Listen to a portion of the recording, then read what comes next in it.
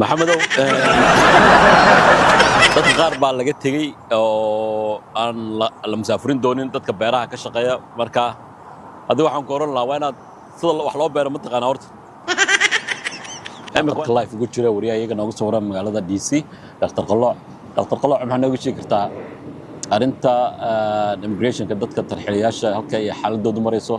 iyo tirada dadka ilaa iminka la musaafiriyo maxaa nooga sheegi kartaa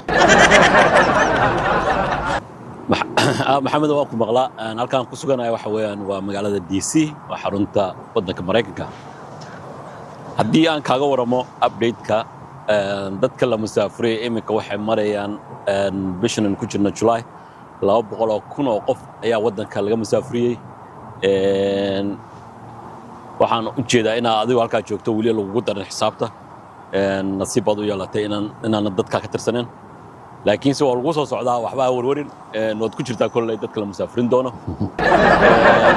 200,000 ee la musaafiriyey waxaa kaloo weli hadda ku jira jeelasha 50,000 oo qof oo weli iminka diyaar waa in la kaxeeyo sanadkan waxaa la rajeynayaa sida Trump iyo kooxdiisa ay ka dhawaajiyeen waxaa rajeynayaa in 1 milyan oo qof waddanka laga saaro maxamedow dadka qaar baa laga tegey oo aan la musaafirin doonin dadka beeraha ka shaqeeya marka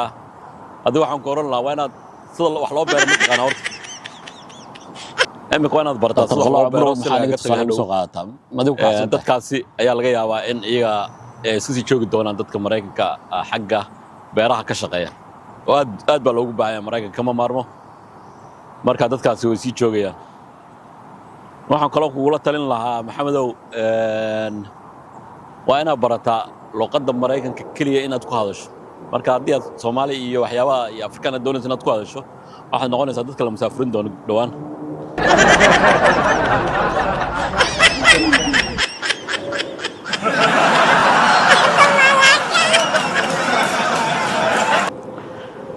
maxamedow faan moole farkama qodamo maqash halkii ayay maraysaa iminka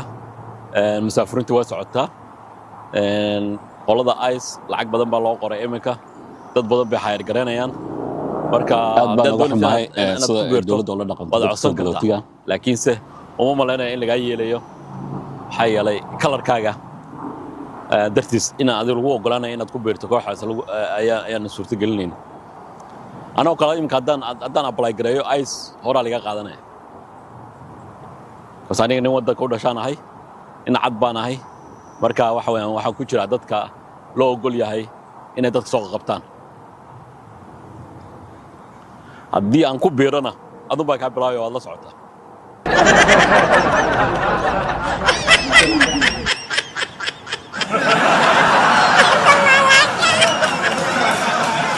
maxamed isbeddel weyn baa ayaa waddanka ka muuqda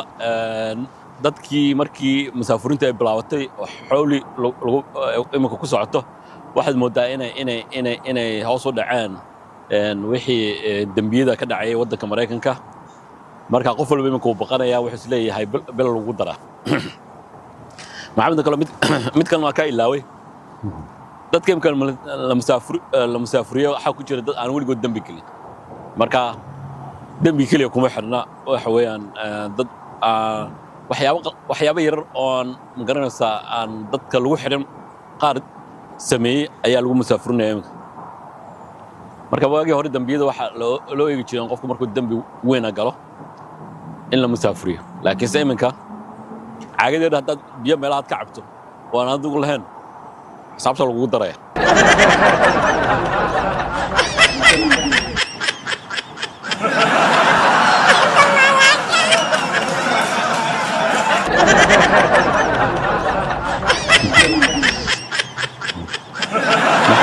waxaa kaloo ka ilaaway waxa weeyaan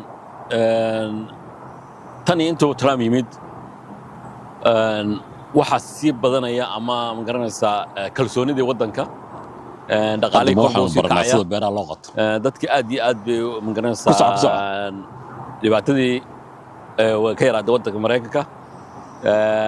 inkastoo dadka soo galootiga aan dambiyadooda yar yihiin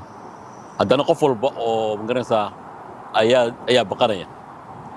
kii waddanka u dhashay kii dambiyada gali jiray kii kibirka badnaa waxaasoo dhan iminka waxa weeyaan nin walba uu baqanaya sida ay muuqata waxay ka baqanaya in lagu qaldamo oo la musaafiriyo si cadaalad meelaha u dhalan ugu soo warintid markay noqoto dadka soo galootiga immigrationka wadamo aan u dhalan iyo xiriyaasha marka adiga dawladda ka simantii maan marka waa inaad runta sheegtaa marka qofka la musaafirinayo halka la doonayo in la geeyo haddaad been ka sheegi weydo been ka sheegto waxaa laga yaabaa waddan aanad weligaa arag u dhalan in lagaa tuuro markaad iska ilaali taasina waxaa wariyayaga nooga soo waran magaalada DC waxaa kaloo jiraan ka ilaahay maxamed oo warbixin naga siinayay arrinta waxaa jira maxkamad tiradooda iyo halkay wax marayaan aad baad ugu mahadsantahay Dr. Qalaco assalaamu calaykum adigoo lagu musaafiriyo marka hore